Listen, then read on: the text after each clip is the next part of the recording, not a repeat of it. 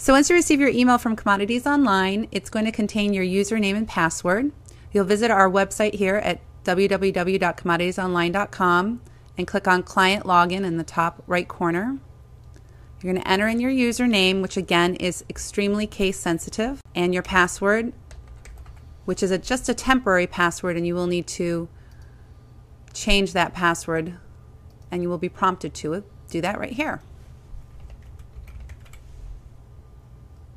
It's always going to take you into your profile so that you can just check over the information and make sure everything was entered correctly. And at this point, if you needed to change anything, you could do that by clicking on Modify down here at the bottom. But what we're going to do first is we're going to go to the Messages tab, because it's very important right now that we get the security key. And we're going to write that security key down. Here it is right here.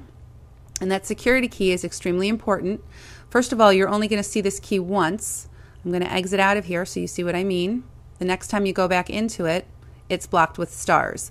And that is for your own security. That security key code is like your PIN number. When you decide to take funds out of your account, you will need that security key code to get those funds out. So that's really important. Messages, which is where we're still in here, is very important because it's a way to communicate with the administrator. So I can click on New Message, and I can send a new message to the administrator. And sometimes there will be messages here from the administrator, and I might want to click on that and see what they need. Sometimes there may be missing information. Sometimes they may need to talk to me. So it's really important to check messages frequently.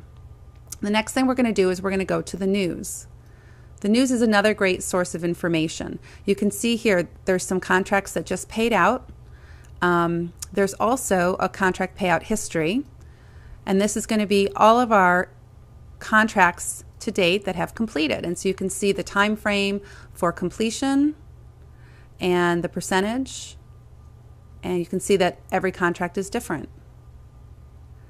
So this is always a good place to go just to see what has been going on with the company. Okay, so the other thing that you're going to find on the news are important things that are going to help you in what you need to do. The first one is how to fund your account.